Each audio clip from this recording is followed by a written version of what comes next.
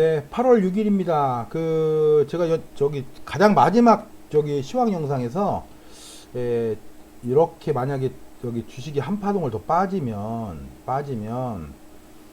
1910선 정도가 하방에 만들 가능성이 있다는 말씀 드렸는데, 역시나 이제 7월 말 8월 초에 여러 가지 변수들이 이제 집중이 되면서 이렇게 증시가 이제 급락하는 사태가 발생을 했어요.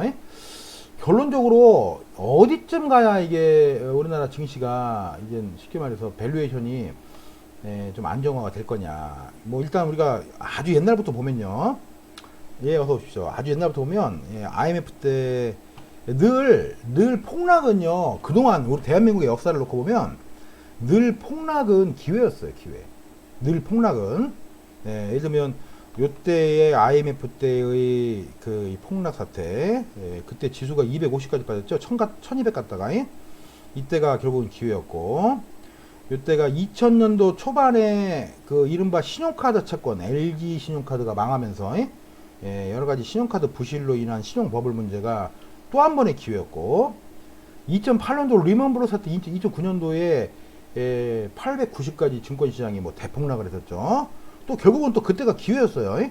기회였고, 과연 이번에도 기회를 줄 것이냐, 이 하락이 또 다른 기회를 줄 것이냐. 뭐 그동안에 벌어져 왔던 일들만 놓고 보면 그럴 가능성은 있는데, 이때와 이때는 좀 많이 다르다라는 생각이 좀 들어요. 예를 들면 2009년도 요 리먼브러 사태 때는 사실은 우리나라 위기는 아니었어요.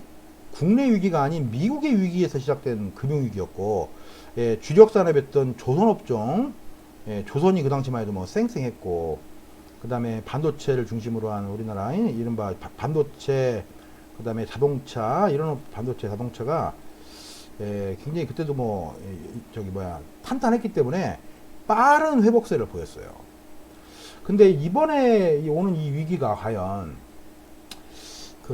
이때처럼 어떤 큰 기회가 될 거냐, 그거는 조금 부정적입니다. 왜냐하면 우리나라의 이른바 성장 동력으로 얘기할 수 있는 현재는 이제 반도체와 화학이죠. 반도체가 이제 어느 정도 정점을 찍은 모습이고, 물론 여러 가지 혁신이 또 어떻게 나올지는 모르겠지만, 그 다음에 중국의 성장이 이때만 해도 계속 아주 고도 성장을 해왔기 때문에 우리나라 여러 기업들이 중국 성장과 함께 이 편승 효과가 좀 있었어요. 근데 지금은 중국이 고점에서 꺾였다. 중국도. 그 다음에 반도체도 고점에서 꺾인 모습이고, 그 다음에 약 한 10년이라는 세월 동안의 어떤 글로벌 경기의 호황 사이클이 마무리가 된 시점이다. 이런 점을 놓고 볼 때, 이번 하락은, 반등은 분명히 여러분 있어요. 반등은 있을 텐데, 다시 신고점을 넘길 만한 모멘텀은 주기가 어려울 거다. 그렇게 보고 있습니다. 결론적으로 어떤 하락을 어느 정도 마무리를 하면 반등은 나올 거고요. 나오지만 어디까지나 반등 장세일 가능성이 크다. 즉 이런 형태로 중장기 L자형 형태의 약간의 침체기가 상당히 오래될 가능성이 크지 않냐. 현재 저는 이렇게 보고 있습니다. 그래서 하락이 어느 정도 마무리가 되더라도 어떤 폭발적인 상승은 어렵다. 반등 수준으로 갈 거고, 그 이후에 또 한 번에 또 더블 딥, 트리플 딥이 올 가능성이 크지 않냐. 이런 가능성을 말씀드리면서, 최악의 시나리오는 우리가 추세선으로 보면 이렇게 하나가 있고요. 그 다음에 또 하나가 이렇게 하나가 있죠, 여러분들. 이렇게 하나가 있고, 현재로는 추세선으로 보면 이 두 개밖에 없죠. 그 다음에 가장 마지막에 버텨왔던 추세선 하나가 요거였죠. 요때가 박스피 시절에 있었던 추세선.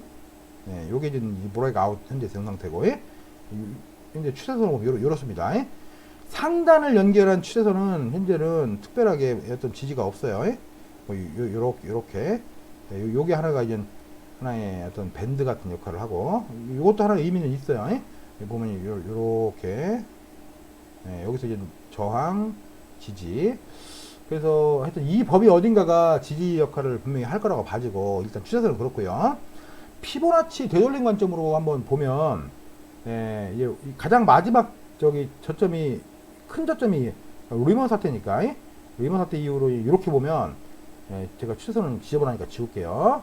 이렇게 해서 이제 피보나치로 보면은 리먼 사태 이후로 현재 이렇게 가장 최대치까지 이렇게 보면 현재 주가 지수의 현재 위치는 약 한 38% 정도 되는 수준이 1950이에요. 오늘도 이제 아침에 급락으로 나왔지만 1950선까지 빨리 반등을 했었죠. 현재 다시 막판에 또 밀린 흐름이고, 피보나치를 조금 범위를 줄여서 요때와 요때, 그 다음에 요때, 즉 이렇게 뭐 이렇게 관점으로 보면, 범위를 좀 줄여서 보면, 그러면 요만큼만 본다는 얘기예요. 이렇게 보면 저기 2010년도 밸류에이션은 안 깰 가능성이 크죠. 이렇게 보면 어떤 여러 가지 피보나치상 주는 롤 리버스 역할을 할 수 있는 자리가 현재 기준으로는 1850에서 1870이에요. 그래서 일단은 이 자리가 지지가 될 가능성이 더 높다고 봅니다. 이 자리가 현재 이 자리가 지수로서는 1850에서 1870선 정도가, 그 다음에 하나를 제가 더 그릴게요. 하나를 더 그리면 이거를 영리벌스로 이렇게 잡으면 이렇게 잡습니다. 이렇게 잡아서 색깔 제가 조금 바꿀게요. 이렇게 잡으면 내내 이 폭의 엑스텐션 확장 자리가 약 한 1863 정도의 위치가 되어 있죠. 그래서 현재 제가 볼 때 코스피의 어떤 그 기술적 지지 라인은 1860 정도에서 1875 수준, 그 정도, 뭐 얼마 안 남았어요, 여러분. 다 왔어요, 벌써. 뭐 당연히 좀 그렇게 보고요, 현재. 그 다음에 패턴으로 보더라도 어떤 그 엘리엇 파동의 패턴으로 보시더라도 여기서 이제 이렇게 뭐 블라블라 이중바닥 형태를 보고 커렉션 이후에 한 놈의 두 시기에 석삼에 오늘 너구리가 살짝 나왔습니다. 너구리가 4가 좀 하다가 옵션 만기 내일 모레죠. 하다가 마지막 마무리 심하이 해서 말씀드린 그 정도 레벨에서부터 반등세로 접어들 공산이 크다. 반등세로. 그런데 이제 너무 부정적으로 볼 필요가 없는 이유가 아까 제가 낮에 우리 멤버십 방송할 때도 잠깐 설명을 드렸었는데 현재 우리나라의 현재 우리나라의 밸류에이션 있죠. 밸류에이션이 현재 일단은 아시다시피 2018년도 4분기부터 해서 2019년도 1분기, 2분기까지 기업들의 어닝이 평균 3-40%가 줄었어요. 평균 3-40%가 줄었습니다.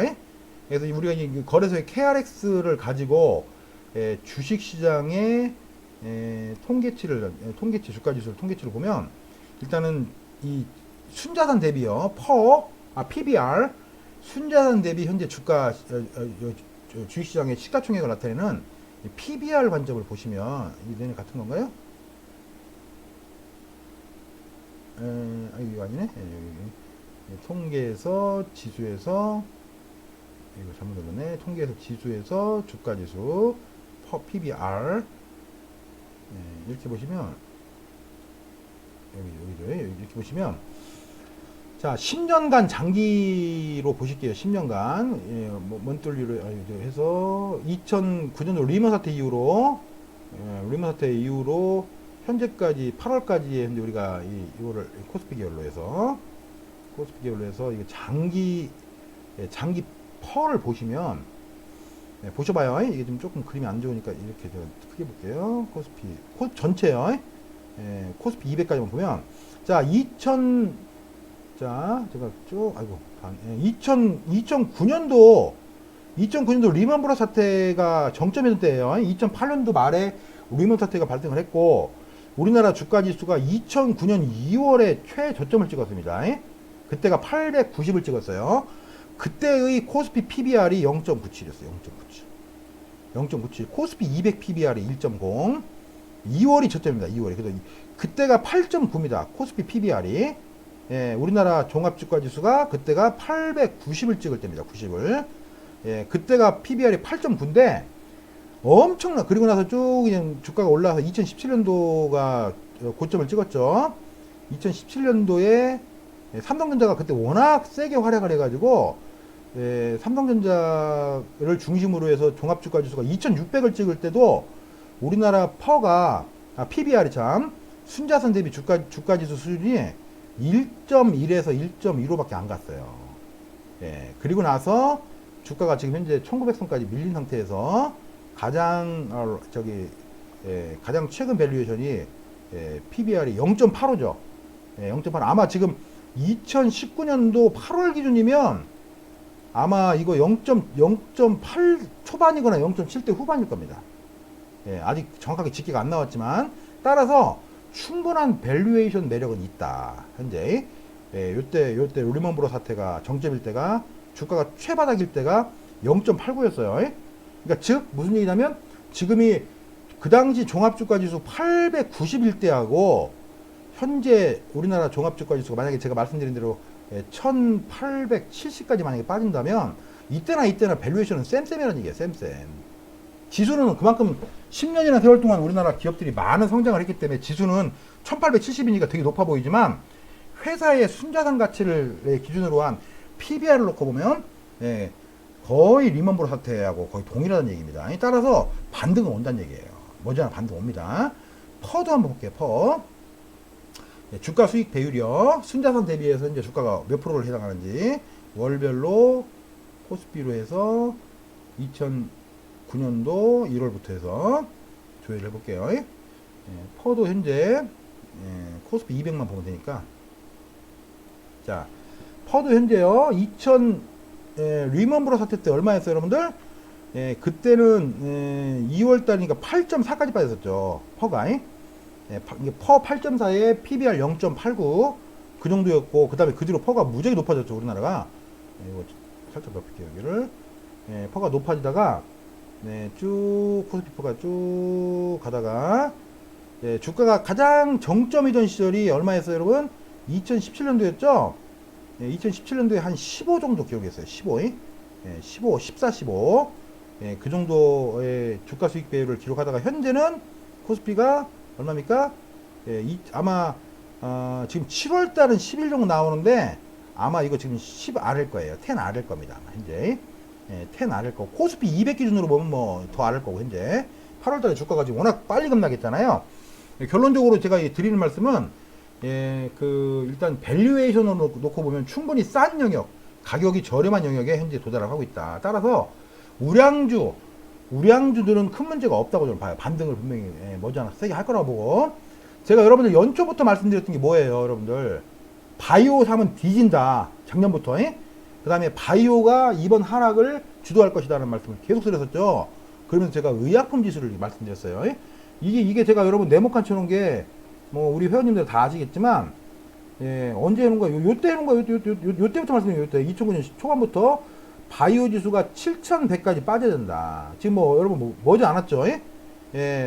그러면서 최근에 아시다시피 신라젠 그 다음에 HLB 뭐 내일 모레 있으면 뭐 헬릭스미스 등등 해서 그 코스닥의 그 거품을 만들었던 주범이 바이오예요. 바이오 하락은 저는 아직 멀었다고 봅니다. 아주 대폭락 사태가 벌어지고 있죠. 왜냐하면 기업의 존속 가치가 의심되는 그런 신라젠 같은 회사들이 무려 시가총액이 10조가 넘었어요, 여러분. 10조.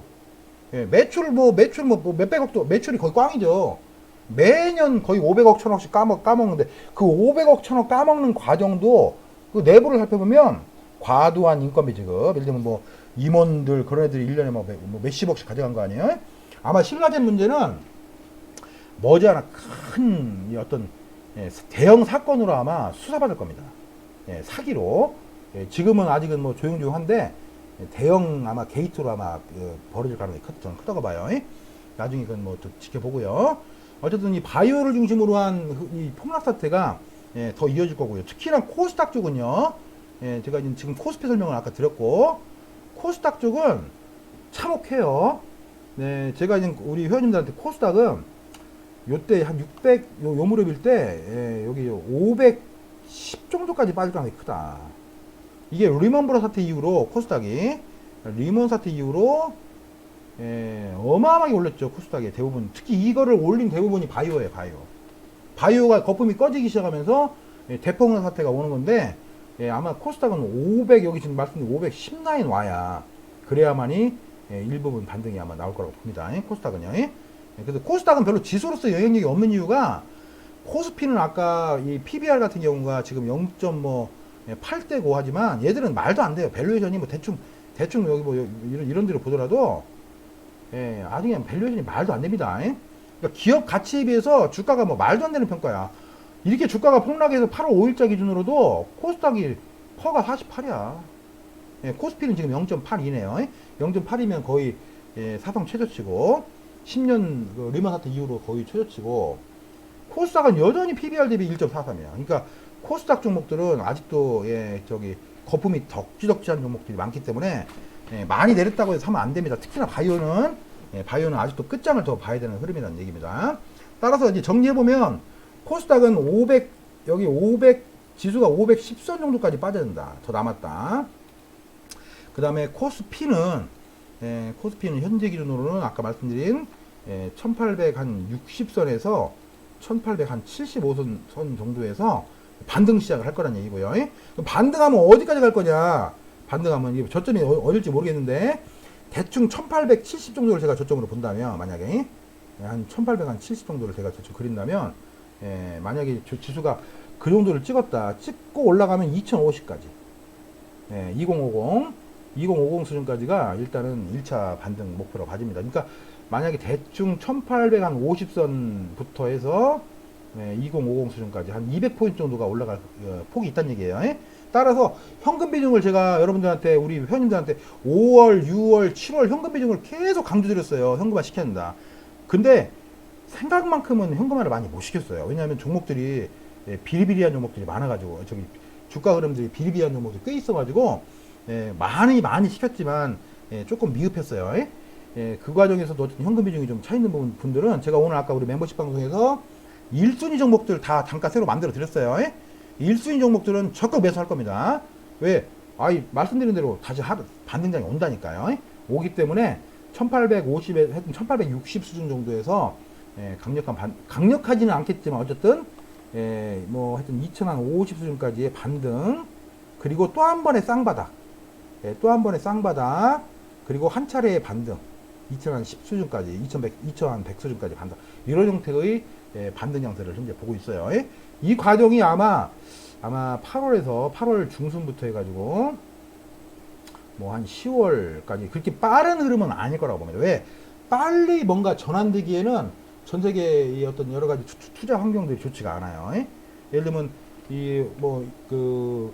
어제 바로 그 미국이 중국에 대해서 환율 조작국으로 지정한 문제라든가, 3천억 달러에 대해서 대중국 관세를 추가적으로 부여한 부분들, 이런 부분들이 결론적으로 전 세계 금융시장이 그렇게 호락호락한 지금 쉽게 반전될 수 있는 흐름이 아니고, 또 중요한 건 미국장도요.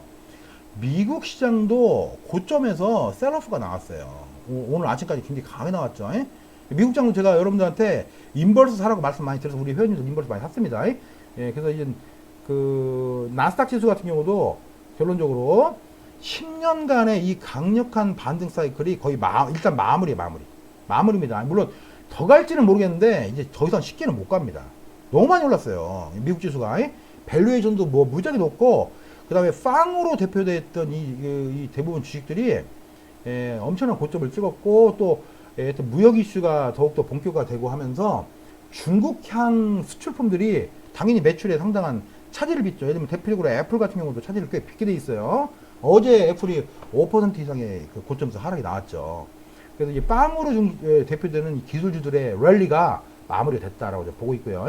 그럼 이게 현재는 아마, 근데 미국 지수는 워낙 세서 아마도 기술적으로는 요렇게 봐야 될 것 같아요.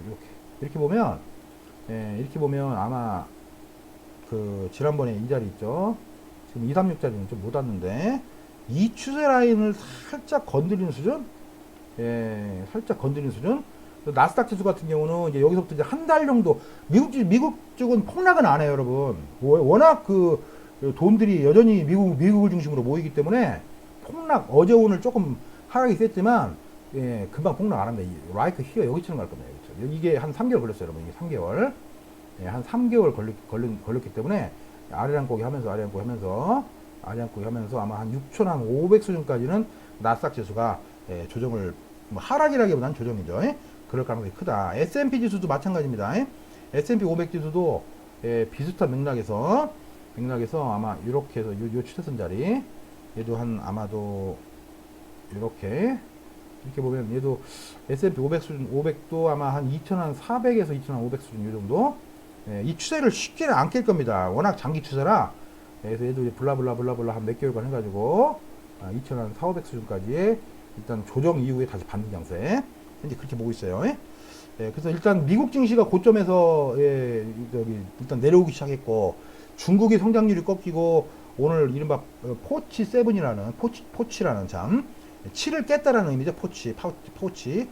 그런 의미로 해서 환율도 이슈가 있고, 또 우리나라도 아시다시피 지금 전반적으로 증권 시장이 아까 설명드린 대로 약세 기조로 현재 돌아섰기 때문에 빠른 반등은 어렵다. 단 저점에서 주요한 저평가 우량주 중심으로, 저평가 개잡주 사면 안 돼요.